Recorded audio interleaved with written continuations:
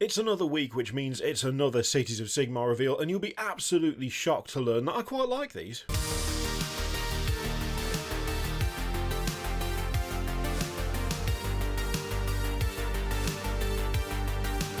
Before we get into things, I want to say a big welcome to James Townsend, Dan Mojo, Volnair and James Solo. Thank you so much for becoming patrons or YouTube members. Remember, you can check either of those out in the links in the description. Now, new Cities of Sigmar. I have to admit, these guys have tickled my fancy, mostly because they are fairly different from what we've seen before. This is quite a different unit to, say, like the Fusiliers, for instance. Big old shields, big old guns.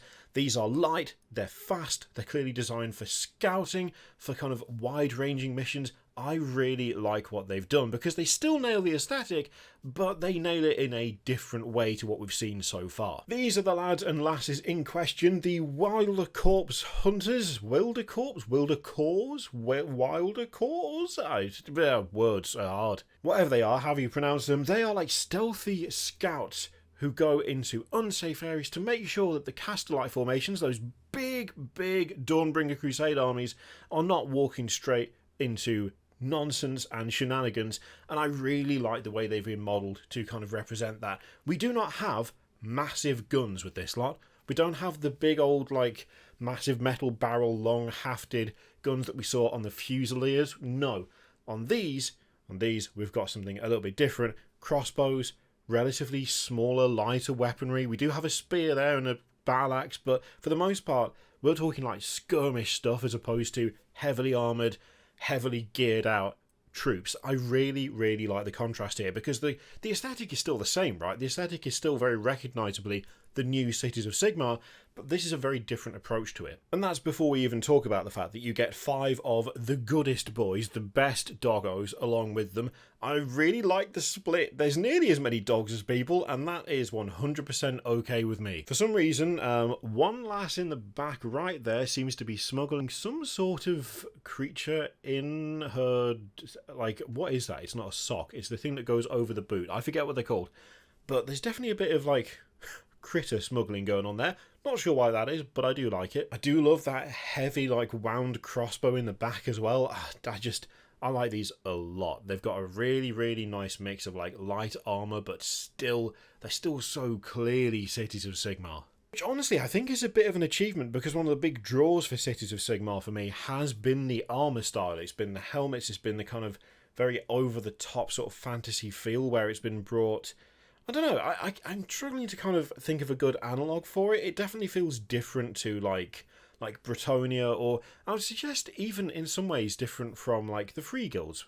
It's its own thing, and this is not the same as what they've done before, but it is recognisably part of it. I really like the kind of distribution between normal crossbows, handheld crossbows, the heavy one in the back. We have got some melee options on them, which are nice and clearly visible. The dogs all look different, which is...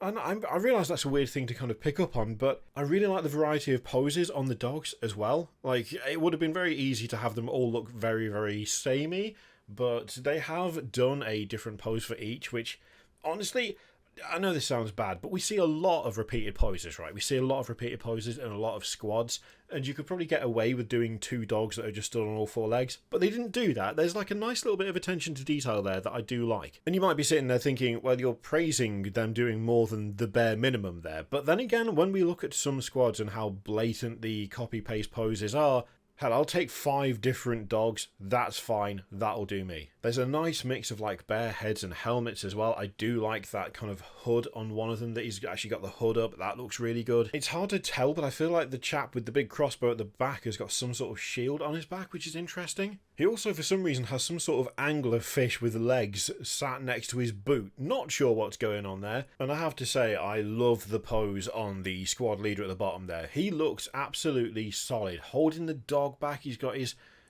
double-bladed axe. It looks great. I can't remember what other examples of axes we've seen for the Cities of Sigmar, but I feel like that's relatively lightweight. That looks more sensible if you're travelling any sort of distance at a quick pace to me. But then that would make sense. I mean, when you look at how they're kitted out, there definitely seems to be like a fast and light travel kind of allowance going on there. Instead of getting loads of chainmail and plate, we do have like shoulder plates on some, but it's mostly light leather armor. They may have the helmets, but even some of them don't. I do like the fact that we have things like packs on some of them, so you can see like a sleeping roll at the bottom. There's like either a sword or something on the top. Like it tells a nice little story of a squad that is not necessarily part of the main force, something that goes out to the side, prevents flanking, actually scouts ahead. It's a nice bit of storytelling that actually fits in really well with the overall theme of the Dawnbringer Crusades. It is fun to imagine just a massive armoured column of guys in heavy plate and whatever, but you don't necessarily want that. You need something to scout out ahead and check the flanks and make sure that enemy territory is not full of, well, too many enemies. You need that kind of thing, and these guys really, really look the part for it. I'll just point out as well, we've only got one tactical rock here too. I mean, that's great. You know what? One tactical rock, and I think it's a perfectly acceptable use of the tactical rock as well. It's just 1 foot, it's not a heroic pose. Ah, that's grand, that. I'll have that. Something that I really like as well, by the way, is the hidden and dangerous rule that they've got. So they can't be targeted while they're in cover or outside of 12 inches. That's really fun. It's really fun. It's really thematic, yes. And when I clicked this article, I was expecting it to just be a Warcry Warband and not to be a unit for AOS. So when I was like, oh, actually, it's a full unit for AOS, that's awesome, that's great. Then finding out that not only that, but it is also a Warcry Warband, fantastic. And at this point, I can't help but be excited when we see things like there will still be plenty more reinforcements, oiling their weapons and polishing their armour, and we've got even more reveals, more. Give me more, give it all them now, just show them now. Just do it, show them now.